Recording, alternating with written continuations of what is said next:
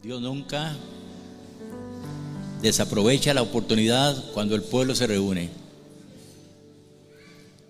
Y no es sorpresa para nosotros que hoy la unción esté aquí con nosotros.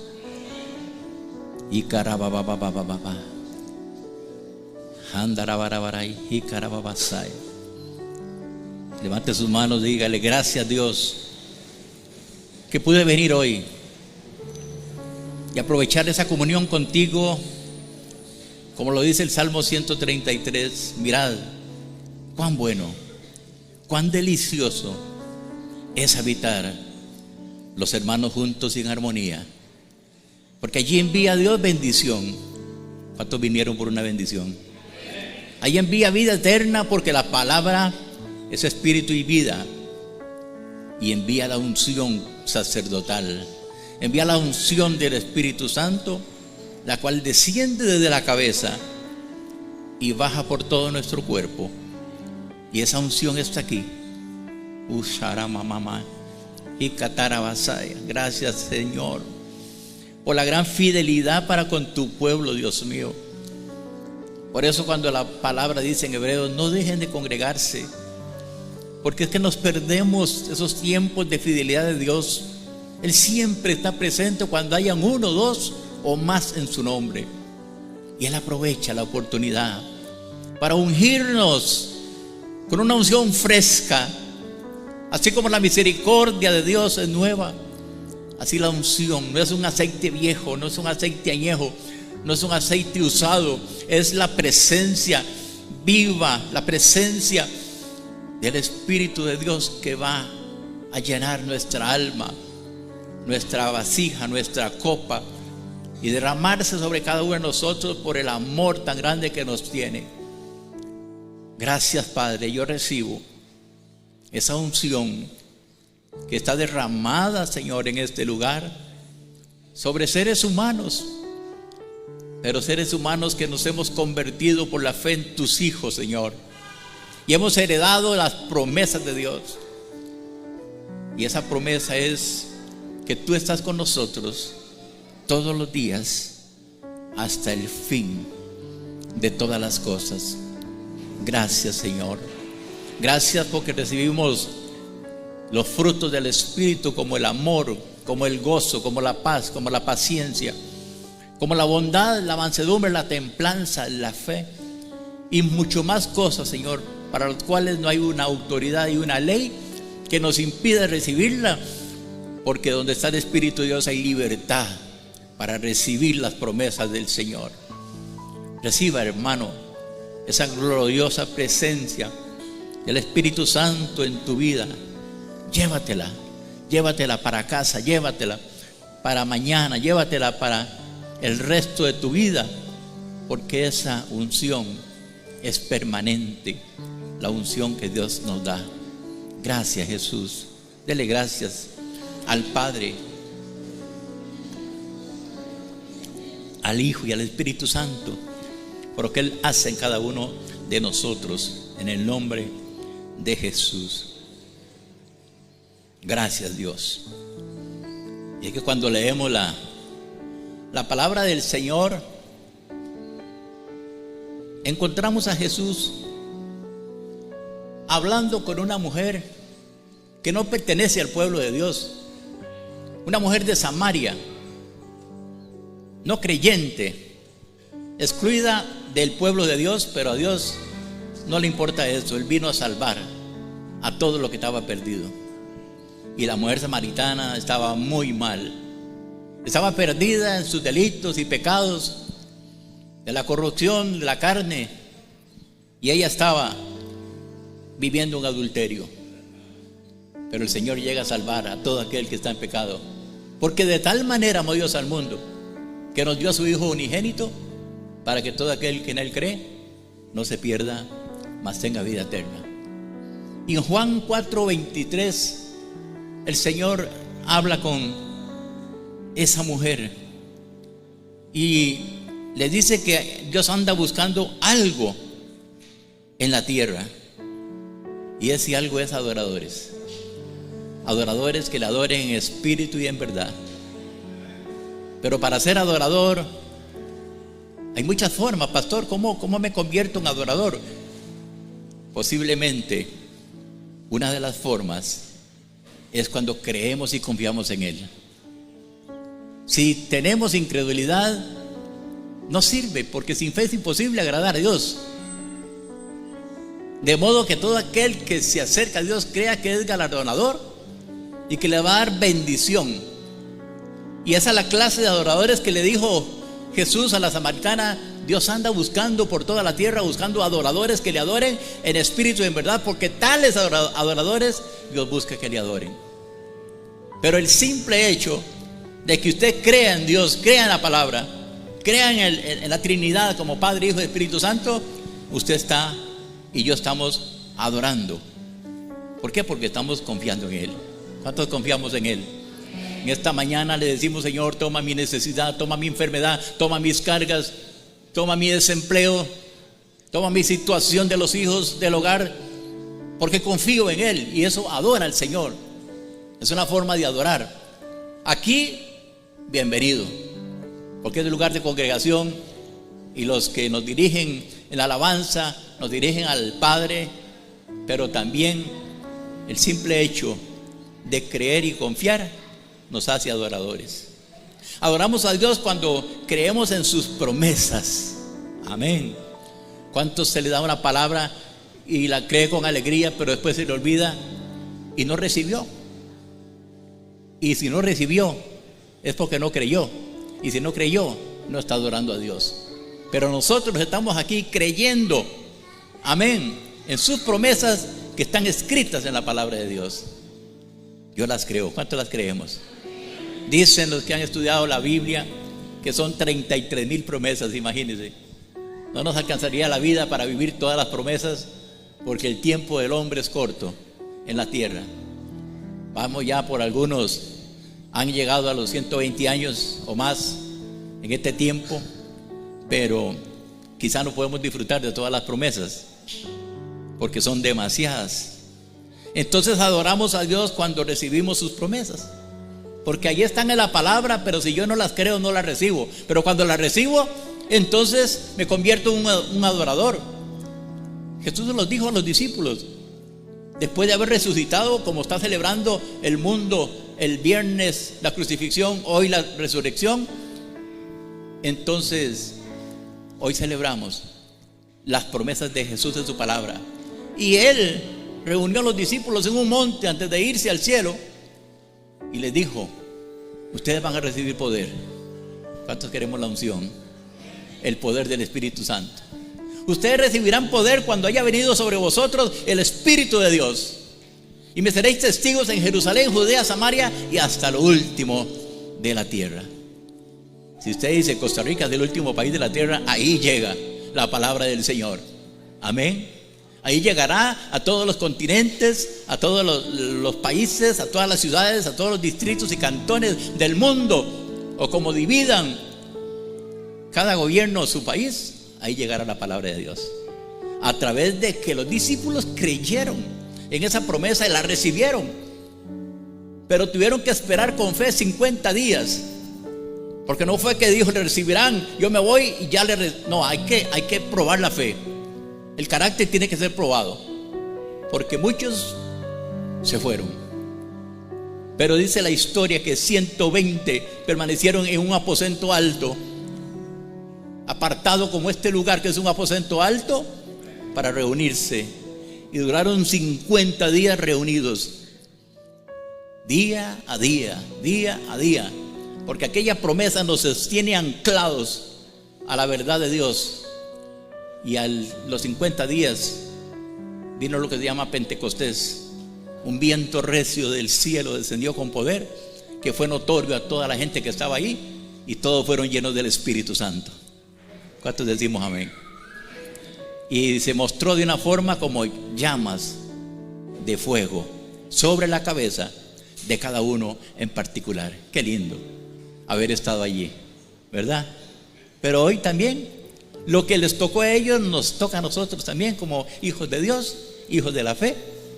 Y la promesa se cumplió porque ellos creyeron. ¿Cuántos seguimos creyendo en la palabra del Señor?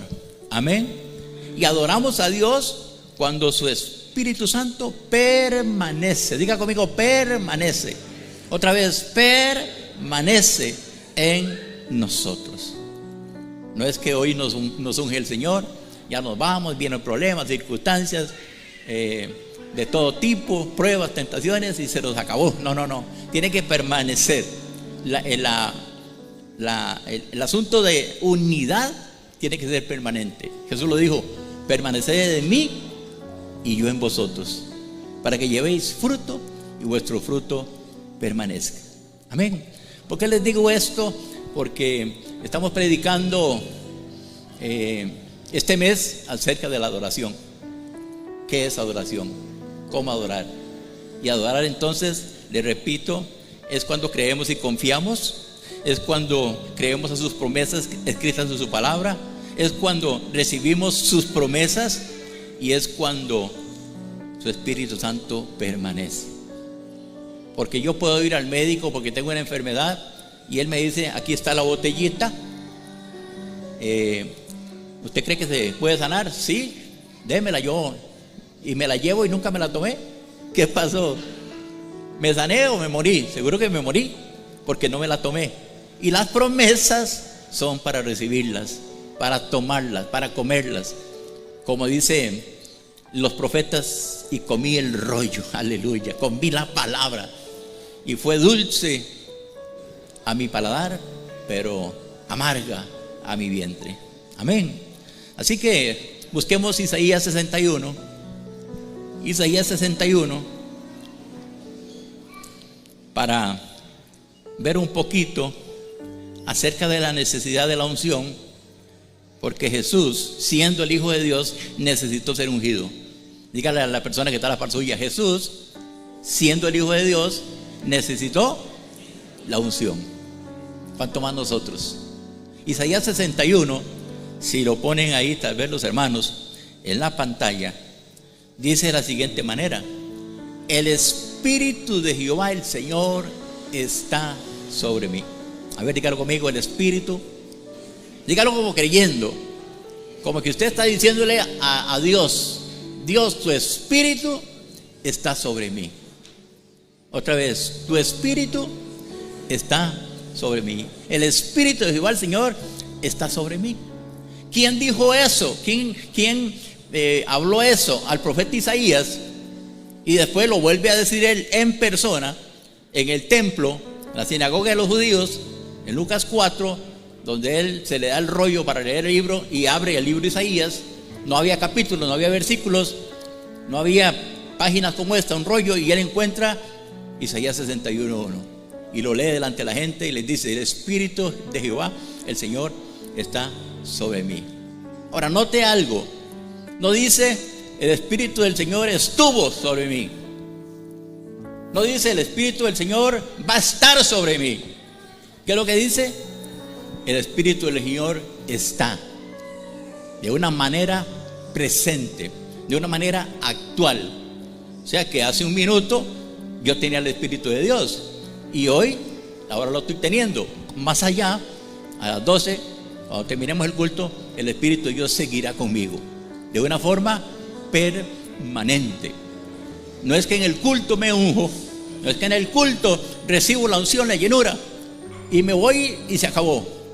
Jesús dice: desde que fui bautizado en el Jordán, el Espíritu de Dios descendió como paloma y me ungió. Qué lindo. Y los que están escribiendo la Biblia por revelación del Espíritu Santo, dice Mateo: y yo lo vi como una paloma que descendía, en forma de paloma. Y todos los que estaban ahí oyeron una voz del cielo que decía: este es mi Hijo amado, y en quien yo me complazco. Qué lindo. Denle un aplauso al Señor en esta mañana, porque Él cuida de nosotros.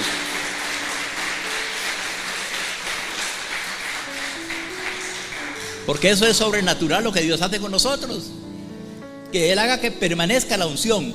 Por eso Jesús dice: el Espíritu del Señor está sobre mí.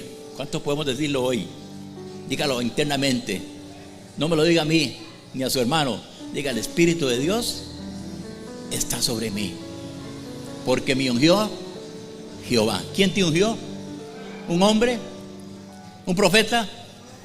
Directamente me ungió Jehová. Amén. Qué tremendo. Me ungió Jehová. Ahora, ¿por qué necesitamos el Espíritu Santo? Déjeme darle algunas cosas por las cuales usted y yo necesitamos el Espíritu Santo de Dios. Primeramente, porque activa el llamado. Dígalo conmigo, activa el llamado. Todos los que estamos aquí y los que andan vacacionando, pero somos creyentes, tenemos un llamado. ¿Sí o no? Tenemos un llamado. Dios nos dio dones naturales y nos da dones espirituales.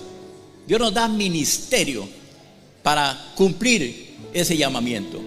Pero sin el Espíritu de Dios no hay el que usted y yo podamos funcionar. Lo podemos hacer porque tenemos conocimiento, porque tenemos sabiduría terrenal, humana, pero no lo podemos hacer en el poder del Espíritu Santo. No sé si me está entendiendo. Que sin el Espíritu Santo no hay activación del llamado que usted tiene. Amén. Primera de Timoteo capítulo 4 verso 14. El apóstol Pablo, predicador poderoso, levanta iglesias en Asia, es discipulador, es mentor y tiene jóvenes a su cargo, y por eso esta carta se llama así: a mi hijo Timoteo, a mi hijo espiritual. Y le dice en el capítulo 4 verso 14 de la primera carta, porque le escribe dos, le dice: no descuides el don. Aleluya. ¿Quién es el que da los dones? ¿Quién es el que da el llamamiento? El Espíritu Santo. Y si yo descuido el Espíritu Santo, estoy descuidando el don, estoy descuidando el llamamiento. Y por eso hay gente que no fluye, hay gente que no puede servir como debe ser, porque descuidan aquel tesoro. Porque esto no es de el que quiere ni el que corre, sino del que Dios tiene misericordia. ¿Cuántos decimos amén? Muchos quisieran estar siendo usados por Dios poderosamente, pero a no todos se les da esa bendición. Porque a unos llamó Dios apóstoles, a otros profetas, a otros evangelistas, a otros pastores, a otros maestros, a fin de edificar a la iglesia, que es el cuerpo de Cristo.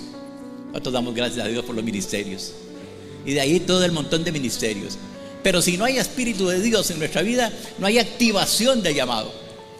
Es como el carro que es muy potente, tiene 8 cilindros, 600 caballos de fuerza, pero no tiene batería. ¿De qué sirve? No vale nada. Lo mismo nosotros podemos tener un gran cuerpo, una gran manera de hablar, una belleza exterior, pero si no está el Espíritu Santo, no sirve. No hay fluir, porque no podemos funcionar si no es por medio de la gracia de Dios. ¿Cierto o no? Es por su gracia y por su misericordia, que de lo vil, lo menospreciado, levantó Dios para avergonzar a lo que es. Por eso Pablo se da cuenta de que hay un don en Timoteo y le está diciendo: no descuides el don que hay en ti, que te fue dado mediante la profecía y con la imposición de las manos del presbiterio. Ocúpate en estas cosas, permanece en ellas, porque para que tu aprovechamiento sea manifiesto a todos. Amén. ¿Cuántos tenemos dones y llamados? ¿Lo está usted madurando? ¿Está el que está a la par suya aprovechando de ese ministerio? Porque no es para mi provecho. El ministerio no es para mi provecho, es para el provecho de la iglesia. Llámese como se llame. Por allá está una con los chiquillos, enseñándoles, porque tienen los de maestro, o el llamado, o la inclinación. Por allá estará otros haciendo el diaconado, porque cada quien tiene su ministerio, pero hay que activarlo. Otro punto es: el Espíritu Santo revela el porvenir. Aleluya. No es el brujo, no es el hechicero, no es el adivino, no es el santero. No, es Dios el que sabe el porvenir. Yo no sé qué va a pasar dentro de 10 minutos o 15. Dios sí lo sabe. El profeta Amós, capítulo 3, verso 7, dice esto hermoso: Amós capítulo 3 verso 7 dice: porque no hará nada Jehová el Señor. Wow. ¿Quién es el Señor? El creador de los cielos, el creador de la tierra, el creador del universo, el creador de las constelaciones, de las galaxias, el creador de todo. Pero dice que Dios se humilla de tal manera que no hará nada, Jehová el Señor, sin que revele su secreto a sus siervos los profetas. Alguien dice amén. Alguien da gloria a Dios.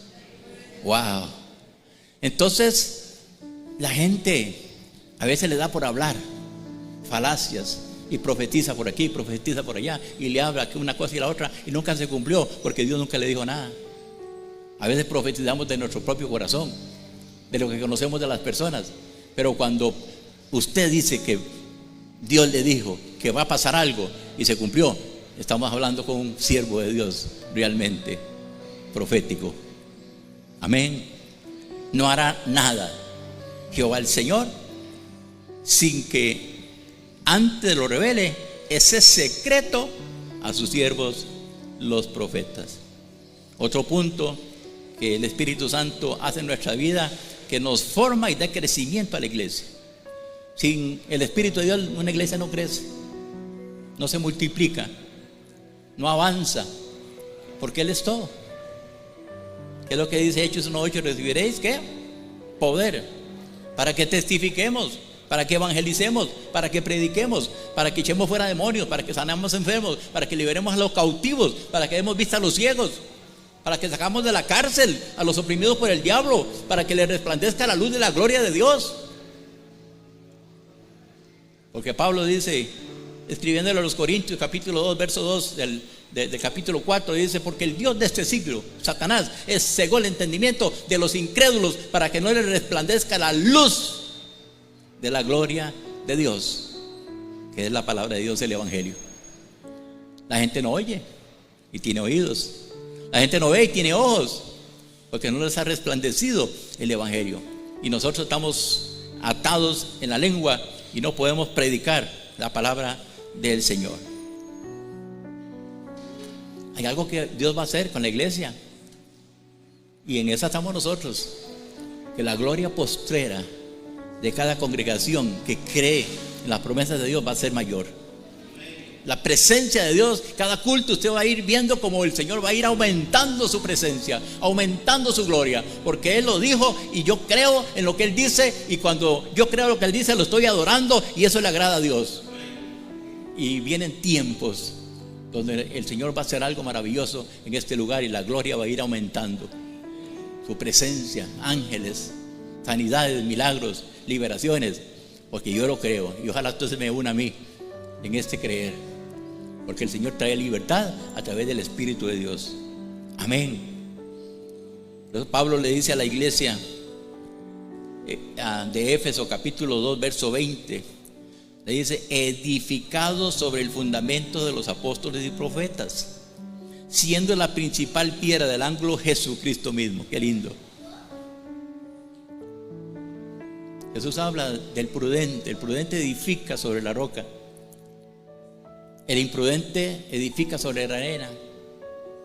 Viene la ola del mar y le quitó la casa que había hecho en un poco tiempo, pero aquella casa que usted hizo zanjas y metió piedra y metió tierra. Hace muchos años, cuando iniciamos la congregación, allá por el año 91, había unos hermanos. Él se llamaba Claudio y la esposa Ligia, y entonces construyeron una casa en Desamparados, ¿verdad? Y entonces Claudio hizo unas zanjas increíbles, ¿verdad? Y echaban piedras enormes y piedras, y decía Ligia: pero ¿para qué todo eso? Es que yo quiero una casa que no se caiga, que si viene el temblor o el terremoto, porque aquí estamos en tierra de terremotos y temblores, ¿verdad? Ahora en Semana Santa nos movieron. Y ese hombre le echaba pero unas piedras escandalosas, ¿verdad? Y profundo aquello, y trabajaba de noche y de día. Y de esa la mujer así con la palita ahí, como a las 4 de la madrugada, ya dormida: Ligia, ¿qué es eso? Despierta, estamos trabajando. Qué manera cómo uno debe trabajar para edificar su vida en la roca que es Cristo. Porque no es fácil, la roca ahí está, pero yo tengo que buscar los materiales, yo tengo que buscar a tiempo y fuera de tiempo para poder edificar una casa con prudencia. Eso lleva un costo, pero lleva un premio, que es la permanencia. No es movido, hoy estoy aquí, hoy, mañana estoy arriba, después estoy abajo, después estoy en el mundo, después regreso. No, usted permanece, porque la unción te da la fuerza para permanecer y prevalecer ante pruebas y circunstancias. Pablo le dice: edificado sobre el fundamento, siendo la principal piedra del ángulo Jesucristo mismo, en quien todo el edificio bien coordinado va creciendo. Aleluya. ¿Para qué crece? Para ser un templo santo en el Señor. Amén.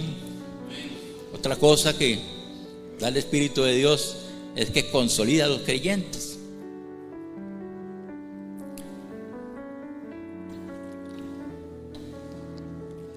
Toda persona que le entregue el corazón a Cristo, no importa la edad que tenga, se vuelve un niño. ¿Por qué? Porque nació de nuevo. Chiquito. ¿Qué hay que darle a un chiquito? Primero el calostro de los pechos de la mamá, y ahí va él tomando alimento, desarrollando el organismo, va haciéndose más grandecito. Ya después le da un bananito rallado ahí en la cuchara, y va el estómago cambiando, asimilando diferente comida, hasta que ya le dan un plato fuerte, calditos, purés, y ahí va, caldito frijol, y ahí va creciendo. Y es lo mismo con el crecimiento espiritual. Nosotros, como dice Pablo, los maduros, los espirituales, hay que darle crecimiento a los nuevos, hay que consolidarlos. La iglesia puede ser evangelística, podemos ir a ganar almas, pero si no les ponemos el cuidado, esas almas vuelven al mundo, vuelven a morir. Por eso es importante 4 pasos de la iglesia: consolidar. Primero ganar, consolidar, discipular, y después hacer la obra. Amén.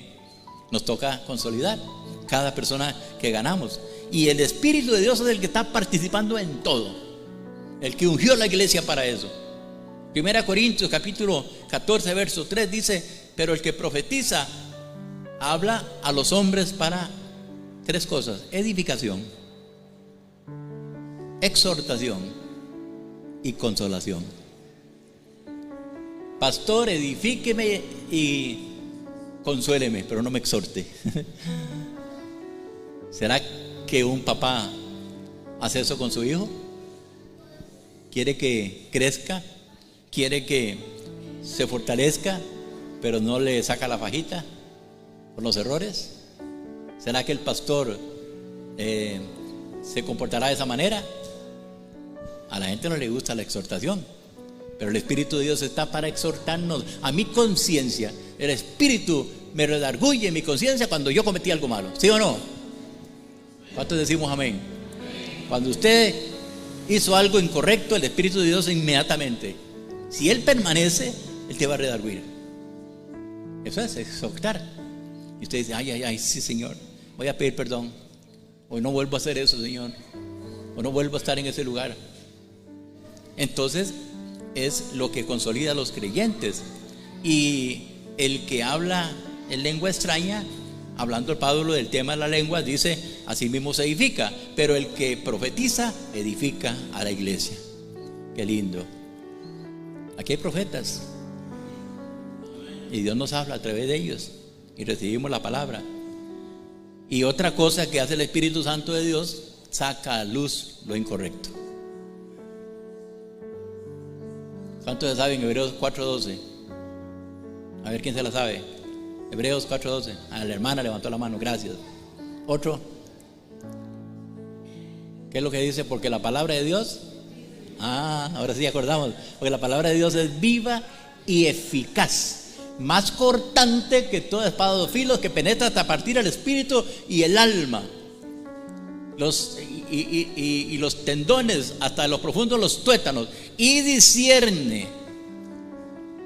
¿Qué es discernir? Es saber qué es lo bueno y malo, qué es lo que es día y es noche, qué es lo que es claro y lo que es luz, qué es lo que está sucio y lo que es limpio. La palabra discierne en mí las cosas incorrectas. Por eso, a través del Espíritu Santo, Él saca a la luz lo incorrecto. Llamémoslo basura. Amén. Y si yo vuelvo a recoger la basura, qué raro, ¿verdad? Hay un proverbio escrito por Salomón, dice, es que el perro se vomita y después se come el vómito. Eso es correcto, ¿no? ¿Verdad que no? Es algo inmundo, algo fuera de lo normal. Y el creyente es santo. No puede, después de haber expulsado aquello, volver otra vez. Porque el proverbista le agrega otra enseñanza, otra comparación, diciendo, es como el puerco que se lava y se le echa Chanel 5, ¿verdad? Se le unta algo en las axilas ahí para que no huela feo. Y una vez bañadito, el chenchito, ¿verdad? Qué lindo. Y con un lazo ahí, se vuelve a tirar al charco. Ojo con esta situación, porque una vez que el Espíritu Santo saca lo incorrecto, entonces tenemos que seguir en ese camino de corrección. Amén. Segunda de Reyes 4:38, para los que apuntan. Segunda de Reyes 4:38 hasta el versículo 41. Habla, los profetas eran cantidades las que habían escuelas de profetas, grupos de 200, 300 profetas, puliendo el don, porque Dios le da el don a uno, pero hay que pulirlo, hay que saber cómo actuar. Y ya llega el momento en que tienen hambre, ¿verdad? En un retiro que hacemos nosotros, alguien tiene que ir con la olla y el carbón y la leña y empezar a llevar por ahí aparte la comida. Mientras nosotros estamos orando y aprendiendo, alguien está cocinando, está sudándose ahí, porque ya a las 12 hay que ir a almorzar. Y toda esta gente estaba en la escuela, profetas, aprendiendo, y de pronto vino hambre. Y alguien fue por ahí y al campo y se encontró unas calabazas. Y las trajo y las cocinó, ¿verdad? Me acuerdo en San Vito de Cotobruz, llegó mucho italiano, porque los que pudieron poblar ese lugar, habían dos varones, uno llamado Vito Sansonetti y el hermano, fueron los que vinieron primeramente ahí, y después reclutaron gente de Puriscal, de Grecia, de Cartago, de todos estos lugares, Santa María de Ota, Sarchí, y poblaron toda esa zona. El gobierno les dio dinero para que le dieran una parcela a cada uno y empezaran a poblar una zona enorme, extensísima, y empezar a cultivar. Y esos italianos llegaron y cogieron calabazos, ¿verdad? Y encontraron calabazos así y los cocinaron, y aquello era amarguísimo. El calabazo no se come. El calabazo es para guardar agua, ¿verdad? Lo que conocen, el calabacito. Y los italianos dicen, qué rico, mira lo que hay aquí. Querían como un zucchini o un ayote, y era amarguísimo. Esto pasó ahí en el versículo, vamos a ver cuál versículo, 40, versículo 40, hermanos, ahí está. Entonces dice, después que cocinó los calabazos que se encontró, sirvió para que comieran los hombres. Pero sucedió que comiendo ellos de aquel guisado, gritaron diciendo, varón de Dios, hay muerte en la olla. Wow. ¿Cuántas veces recibimos palabras que son muerte? Acuérdense que la palabra no se la lleva el viento. Es que las palabras se las lleva el viento. No. Las palabras o dan vida o dan muerte. Así que no digas se la llevó el viento. Lo que es bueno, recíbalo. Lo que es malo, rechácelo, porque te va a dañar, te va a herir, te va a hacer una gusanera ahí. Y es como estas calabazas. Hay muerte en la olla, y no pudieron comer. Él entonces dijo, el profeta que estaba ahí, Eliseo, que estaba siendo el maestro de los profetas, y le dijo, traigan harina, y la esparció en la olla y dijo, da de comer ahora a la gente. Y no hubo más mal en la olla. ¿Cuántos queremos que el Señor sane la amargura, el resentimiento, el odio, que a veces no nos deja que el Espíritu Santo fluya en nosotros? Bueno, usted es cristiano, pero no se le ve el Espíritu de Dios. Está contristado. Él quiere aflorar, Él quiere salir, Él quiere que tú tengas una vida abundante, una vida diferente. Pero ahí está apagado, extinguido casi ya, por las cosas que nosotros permitimos. Porque hay muerte en la olla, hay muerte en nuestro cuerpo, hay muerte en nuestro corazón, en nuestra mente. Están llenos de amargura. Porque la comida que recibimos de otros también nos amargan. Pero el Espíritu de Dios saca lo incorrecto. ¿Cuánto queremos que nos escudriñe? ¿Cuánto queremos decirle: Señor, tú sabes todo de mí, sácalo? Como David decía: Señor, el pecado, sácalo y mátalo. Por eso el apóstol Pedro, en la primera carta, capítulo 2, versículo 1, dice: desechando. ¿Alguien entiende qué es la palabra desechar? ¿Cuánto entendemos qué es la palabra desechar? Desechar. Ya está obsoleto, como las computadoras, teléfonos, ¿verdad? 3 añitos y no, eso ya no sirve, está obsoleto. Deséchelo. O ya sea para que le vendan otro mejor, o más caro, más tecnológico. O sea que ya puede ser que está desechado. Pero Pedro dice: desechen ustedes los creyentes, que para conservar el Espíritu Santo, toda malicia, todo engaño, toda hipocresía, toda envidia y todas las detracciones. Amén. Y ahora que desecharon todo, versículo 2: desead como niños recién nacidos la leche espiritual no adulterada. Qué tremendo. ¿De dónde saco la leche adulterada? Yo, bueno, de gente que anda predicando cosas que no son, pero la leche verdadera está en la palabra de Dios. Ahí no hay contaminación.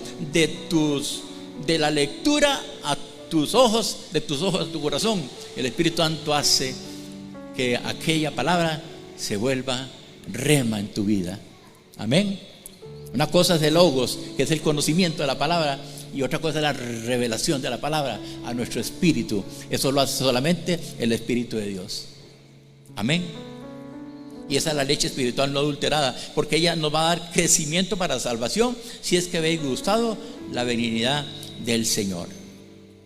El Espíritu de Dios trae también a nuestra vida salvación.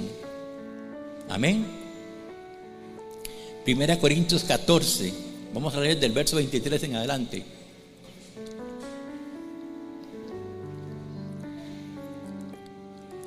Mira lo que dice el apóstol Pablo.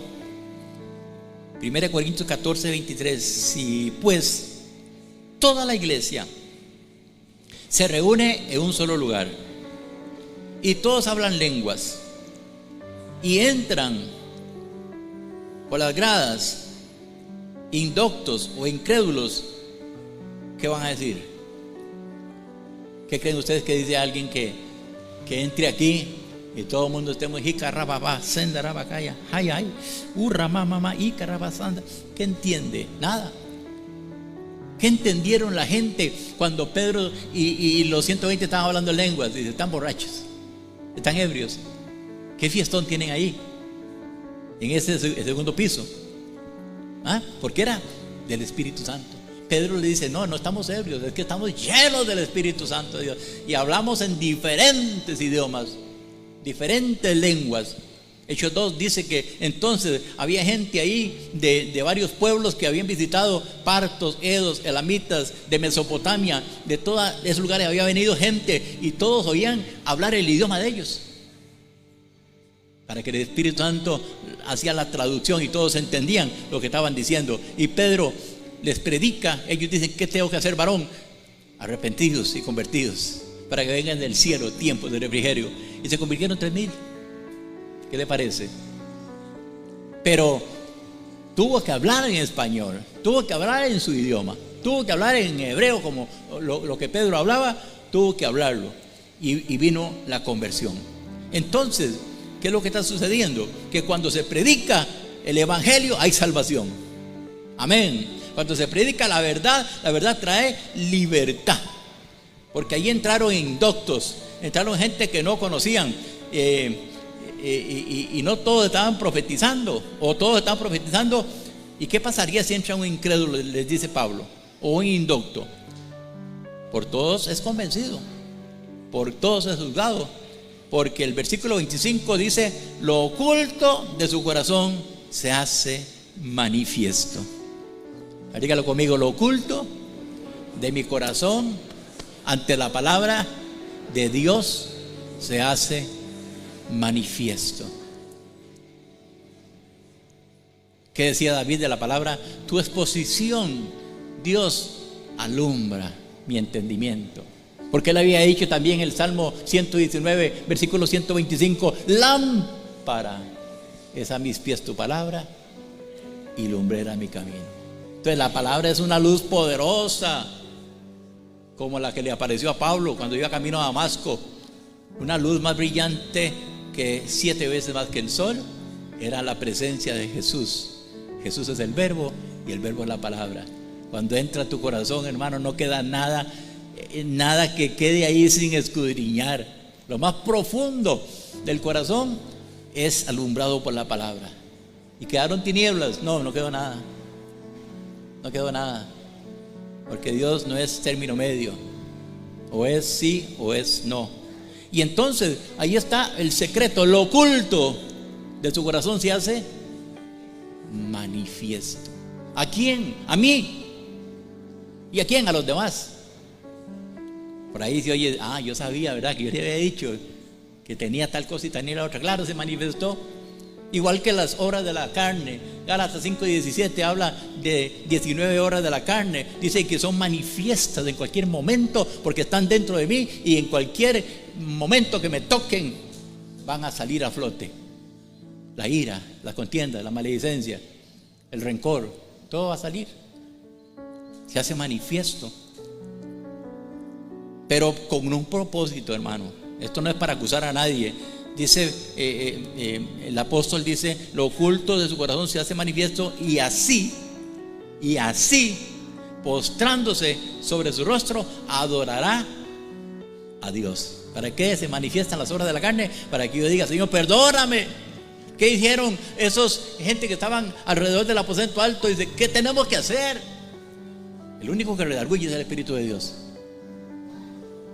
Cuando usted va a entregar un tratado, y tiene que ir lleno del Espíritu Santo, porque Él es el que redarguye el pecado. Y ellos se postraron sobre el rostro y adorar a Dios, declarando que verdaderamente Dios está entre nosotros. Otro punto: el Espíritu Santo sana y cura la infertilidad.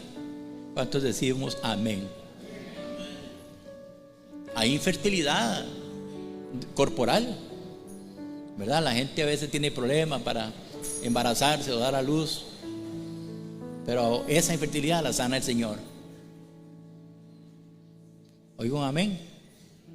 Esa infertilidad la sana el Señor. Segunda de Reyes capítulo 4 versículo 1. Segunda de Reyes 4:1. Pero también hay infertilidad espiritual. A veces uno no produce nada, ni chayotes ni tacacos. Es creyente, pero no tiene amor, pero no tiene gozo, pero no tiene paz, pero no tiene mansedumbre. No se le puede corregir, no se le puede exhortar. Amén. Pero eso lo cambia el Señor, para que entonces demos frutos dignos de arrepentimiento. Aconteció también que un día pasaba Eliseo por Sunem, y había allí una mujer importante. Aleluya. Qué lindo como el Señor nos trata a nosotros, ¿verdad? ¿Cómo era la mujer?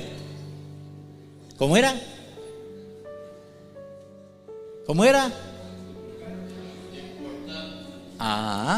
¿Le importa a Dios? ¿Nosotros le importamos a Dios? Claro. Estamos acabando de celebrar la crucifixión de Jesús en la cruz por amor a nosotros. Somos importantes. Y pasaba Eliseo por ahí. Había una mujer en Sunem, una mujer de platilla, importante. Pero también, si usted no tiene nada, es importante para Dios. Y no tiene ni un 5, como dicen, es importante para Dios. Y pasaba por Sunem una mujer importante. Ella le invitaba insistentemente a que comiese, y cuando él pasaba por allí, venía a la casa de ella a comer. Profeta, honrado por esa pareja, le invitaban a comer. Y ella dijo al marido: mira, papi, así le dicen las mujeres al esposito, ¿verdad? papi, mira, este hombre de verdad de Dios, es una persona, tiene testimonio. ¿Por qué? Hagámosle un aposento, pongámosle mesa, pongámosle la lámpara con el aceite y cómo encenderla, pongámosle la camita, pongámosle agua para que se lave. Y el hombre dijo: hagámosle el aposentito al profeta, porque hay profetas y hay profetas. Hay evangelistas y hay evangelistas. Andan de listos buscando ver qué aprovechan. Este andaba en el nombre del Señor, profeta de Dios. Y el testimonio dio a que ella le pudiera hacer un cuarto. Él andaba con Gehazi, su criado. Bueno, y él agradecido. Versículo 13, hermanos, vamos a dar un brinquito ahí. Versículo 13. Dijo él entonces a Gehazi: dile, he aquí, tú has estado solícita por nosotros con todo este esmero. ¿Qué quieres que haga por ti? Qué lindo. El Señor paga, el Señor galardona, el Señor devuelve todo lo que hacemos para su reino. Si usted trata a un siervo de Dios con un vasito de agua fría, imagínese cómo lo va a tratar el Señor a usted. ¿Necesitas que hable por ti al rey?, dice el profeta, o al general del ejército. Y ella respondió: hermano, yo habito en medio de mi pueblo. Y él dijo: ¿qué pues haremos por ella entonces? Y ella respondió: ay, he aquí que ella no tiene hijo y su marido es viejo. Ahora está fea la cosa, ¿verdad? Ella estéril y el marido viejo, como un cuadro como el de Abraham y Sara, más o menos. Ella estéril y Abraham viejo. Pero ¿habrá algo imposible para Dios? ¿Habrá algo imposible para Dios? Versículo 15. Dijo entonces: llámala. Y él la llamó y ella se paró a la puerta del cuarto ya nuevo que le habían hecho, el aposento. Y él le dijo: el año que viene, por este tiempo, abrazarás un hijo. Wow. Qué atrevimiento hablar así, ¿verdad? Si no es el nombre de Dios, y porque está lleno del Espíritu Santo, uno no puede decir eso. Porque si no se cumple, ¿quién sería el avergonzado? ¿Dios? No va a decir: ese hombre no cumplió. No, Dios no cumplió, porque habló en nombre de Dios. Es tremendo. Y ella dijo: no, Señor, varón de Dios, pero no hagas burla de mí. Verso 17. A ver, dígalo conmigo. Más la mujer concibió. ¿Alguien dice amén? ¿Alguien dice gloria a Dios? ¿Alguien le da un aplauso al Señor en esta mañana? Más la mujer concibió. Aleluya. Santo. Qué tremendo. El que representa a Dios de verdad, Dios lo respalda en todo. Aquella mujer dice: no, me han dicho muchas veces eso. No se burle de mí más, por favor. No ve que estoy herida. Y mi marido es más viejo todavía. Ya no hay posibilidad. Mas la mujer concibió y dio a luz un hijo el año siguiente, en el tiempo que Eliseo le había dicho. ¿Quién hace esa obra? El Espíritu de Dios. Todo tiene su tiempo, todo tiene su momento, todo tiene su hora, todo tiene su kairos, el kairos de Dios, y a la palabra de Dios. ¿Alguien se le ha robado a alguien? ¿Alguien le ha robado a alguien a usted? ¿O algo le han robado? Bueno, el Espíritu Santo restituye lo robado. Aleluya. Segunda de Reyes 4, versículo 1 en adelante. A veces somos desordenados y el ladrón nos roba porque queremos, ¿verdad? Este caso es un profeta que tiene esposa y tiene hijos, tiene una familia, pero están quebrados, están quebraditicos. Coyol quebrado, coyol comido. No hay para guardar uno ahí para mañana, no, es el mismo día. Y se muere el hombre, se muere el profeta, y quedan en la lipidia, como dicen. Y no solamente eso, de la lipidia, quedan con deudores. El hombre había pedido prestado a todo el mundo, y uno de los deudores, uno de los que había pedido prestado, viene y le dice: mire, señora, usted no me puede pagar, no tiene plata, ¿dónde va a coger? Tus 2 hijos van conmigo, ellos van a pagar con el trabajo lo que su hombre, ese profeta, me pidió prestado. Y ahí es donde se forma ya el trifulco, y ella busca a Dios a través del profeta. Versículo 2. Y lo busca, y Eliseo le dijo: ¿qué te haré yo? ¿Qué le dijo Eliseo? ¿Qué te haré yo? Bueno, dígame, hable. Deje de estar ahí. No. ¿Qué te haré yo? Declárame que tienes en casa. Y ella dijo: tu sierva ninguna cosa tiene. ¿Qué tenía? Nada, deudas. Sino lo que tengo es un poquito de aceite que me quedó ahí. Pero Dios con lo poco hace mucho. Dios con lo poco hace maravillas, porque Él restituye lo robado. El enemigo le había robado a esa familia, hasta el esposo se murió, quedaron viuda, ellos huérfanos en la lipidia, pero algo tenía. Y el profeta le dijo: ve y pide para ti vasijas prestadas de todos tus vecinos. Vaya por todo el barrio, vasijas vacías, ponga cuidado, no rotas, y tampoco no pocas. Diga conmigo: no pocas, porque Dios tiene preparado algo grande para usted. Amén. Nosotros estamos creyendo esta mañana. Va a suceder si le abrimos el corazón al Espíritu de Dios. No pocas. Entra luego, enciérrate tú y tus hijos. Es un asunto no del vecino, ni el chismoso, ni el de allá. No, es un asunto de familia. Es un asunto de mamá y los hijos unirnos ahí. Todavía no se lo ha llevado el hombre para que trabajen con él. Todavía me pertenecen a mí. Vamos, hijos, a trabajar en levantar esta familia. En el nombre del Señor. Levántate, familia. Y entraron. Y cuando una vasija estaba llena, la ponían aparte. Versículo 5. Y se fue la mujer y cerró la puerta, encerrándose ella y los hijos, y ellos le traían las vasijas.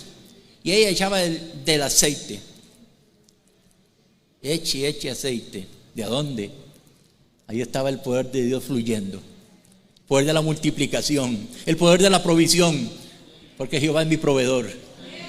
Porque Jehová proveerá. Porque Jehová te proveerá. Cuando usted tiene el Espíritu Santo que lo ama.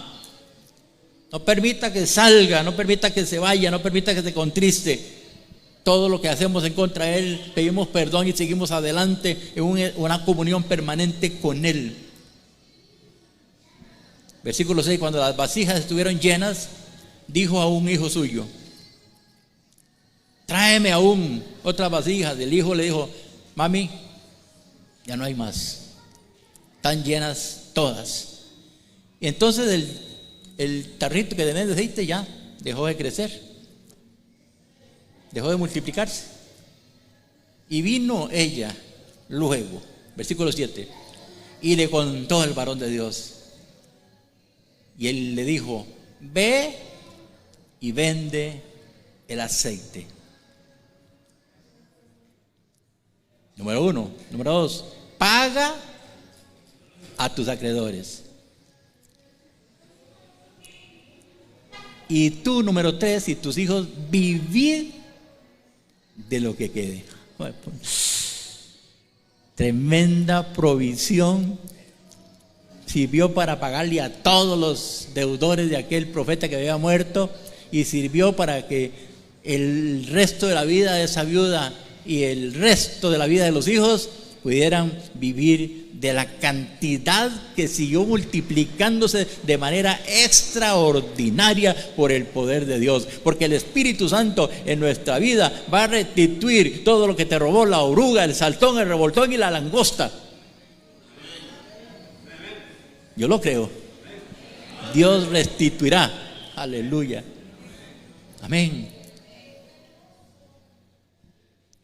Y tengo tanto que hablar que quisiera seguir, pero creo que vamos a tener que parar. Pero igual, para que usted apunte, el Espíritu Santo multiplica. Por ahí dicen algunos predicadores: el diablo resta y divide, pero Dios suma y multiplica. Aleluya. Santo. La historia está en 1 Reyes capítulo 17, verso 8.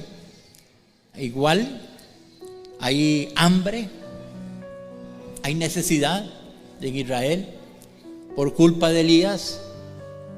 Elías se le ocurre orar al cielo que no llueva más. Y Dios dice: hey, yo no sé para qué quiere Elías que no llueva, pero vamos a complacerlo. 3 años y medio sin llover. ¿Qué le parece? Había unas vaquitas y unas ovejas ahí, les ponían unos anteojos que se llaman Ray-Ban para que vieran el pasto verde, porque estaba todo seco. Qué tremendo, ¿verdad? En 3 años y medio seco, solo la tierra estaba, los terrones, por culpa de Elías.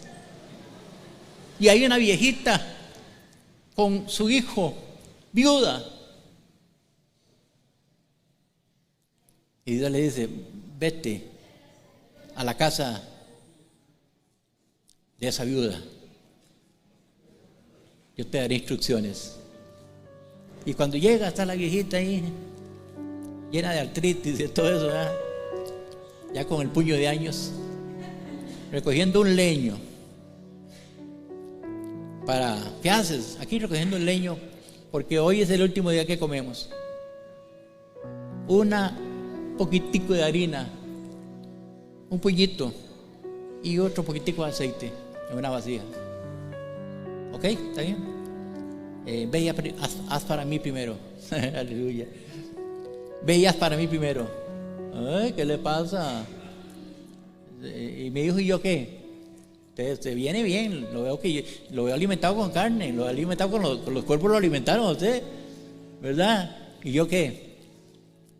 Ve y haz. Versículo 13, si los hermanos lo tienen ahí, por favor. El libro es 1 Reyes, capítulo 17, versículo 13. Elías le dijo: no tenga miedo. ¿Cuántos decimos fuera el temor? Fuera el temor, fuera el temor, porque el verdadero amor de Dios es el que tiene que prevalecer en mí, y Él desplaza el temor. Elías le dice, versículo 13: no temas. Aleluya. Ve y haz como has dicho, pero hazme a mí primero de ello una pequeña torta cocida debajo de la ceniza y tráemela. Y después harás para ti y para tu hijo. Oiga, ya había empezado la multiplicación, ya había empezado la palabra profética, porque de un puñito lo que sale es una torta, lo que sale es una tortilla. Por aquí hay mucha gente que palmea tortillas, ¿verdad? Así gruesitas y riquísimas. ¿Sí? De un puñito salió una, no hay más. Pero ya el profeta le estaba hablando: mire, haz para mí primero. Se va a gastar. No, tranquila, haz para mí primero. Y después haz para ti y para tu hijo. No tuvo miedo, aleluya. No tuvo miedo. ¿A cuántos Dios le ha pedido algo? ¿Y cuántos hemos dicho: no, Señor? No, Señor. Entonces cerramos la bendición, cerramos la ventana del cielo para que sobreabunde en nosotros medida buena, apretada y remecida. Haz para mí primero y tráemela, porque Jehová, Dios de Israel, aleluya, ha dicho así: la harina de la tinaja no escaseará. Allá está. No faltará la harina ni el aceite disminuirá. Aleluya. ¿Cuánto lo creemos?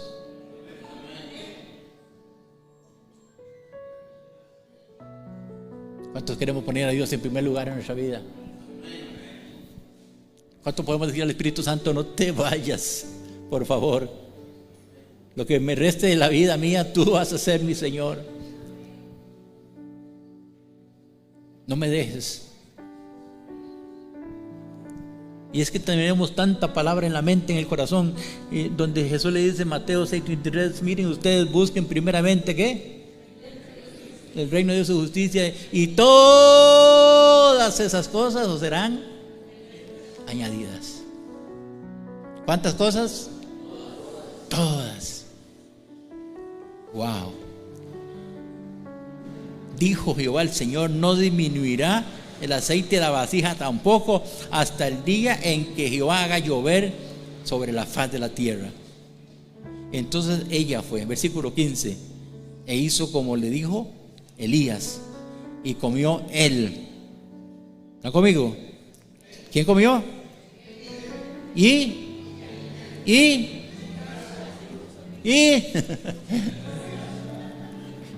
y seguimos así todos los días, hermano, hasta que volvió a llover. Tremendo el poder de Dios. Te amamos, Espíritu Santo. Te amamos. Y voy a cerrar con esto. El Espíritu Santo resucita lo que está muerto. Aleluya. ¿Quién levantó a Jesús de Nazaret de la tumba? ¿Quién levantó a Jesús de Nazaret de la tumba? El Espíritu de Dios. Así como Él lo dijo, al tercer día reedificaré este templo. El tercer día la tumba quedó vacía. El Espíritu de Dios levantó a Jesús, porque Él tiene poder para levantar lo muerto. La enseñanza está en Ezequiel capítulo 37, versículo 1 al 10. Pero va el profeta caminando y de pronto tiene una visión que se ve en medio de un valle de huesos secos y en gran manera. Pero no está hablando de muertos, no está hablando de huesos, está hablando de Israel, su pueblo, que habían dejado la comunión con Dios, habían dejado de adorarle, habían dejado de seguirle, habían dejado de amarle, estaban buscando cómo adorar dioses ajenos, cómo hacerse paganos nuevamente. ¿Y cómo lo veía Dios proféticamente? Como un valle de huesos secos y en gran manera, y era multitud. A veces la iglesia está seca y Él la puede ver desde su reino como una congregación de huesos secos que necesitan el Espíritu de Dios. Amén. ¿Cuánto necesitamos el Espíritu de Dios para volver a reanimarnos? Porque lo que se está extinguiendo se puede avivar. Lo que se está extinguiendo se puede avivar. Y entonces Dios le dice, háblales, profetiza. La palabra es espíritu y es vida. Amén.